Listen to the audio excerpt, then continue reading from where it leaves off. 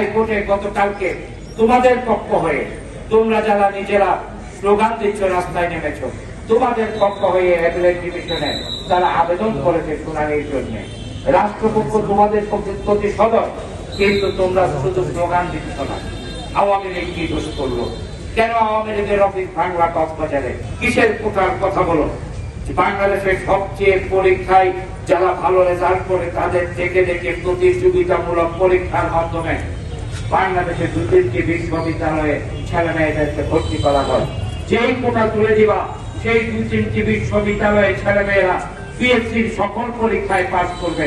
Cox's Bazar college, Teknaf college, Ukhia college, Ramu college, Maheshkhali college, Kutubdia college, Chakaria college, Eidgah college, Bangamata কলেজের কোন ছেলে মেয়ে এই সরকারি চাকরিতে আর তোমরা সুযোগ পাবা না যদি কোটা প্রত্যাহার হয়ে যায়।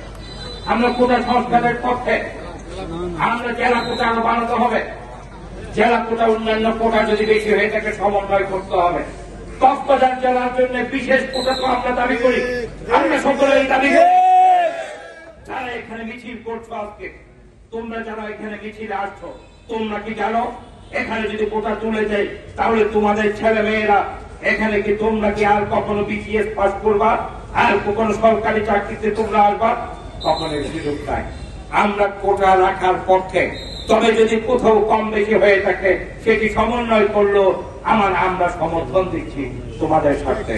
তোমরা আমাদের ছেলে মেয়ে এখানে সামনে চলে এসেছে এখন রাজাকারের দল, সামনে চলে এসেছে এখন ছাত্র দলের, তারা সেই দুর্নীতিবাজদের দল, তারা এখন তোমাদেরকে আবার ডাকবে। দয়া করে কেউ যুদ্ধে আসিও না। আমরা তোমাদের ছেলে মেয়েদের বয়সী ছেলে মেয়েদের সাথে আমরা যুদ্ধে আসতে চাই না। তোমরা যদি রাজাকার স্লোগান দাও, আমাদের এই বয়সে, মধ্য বয়সে, কারো শেষ বয়সে এখানে যুদ্ধে আসতে তোমরা আমাদেরকে বাধ্য করো না।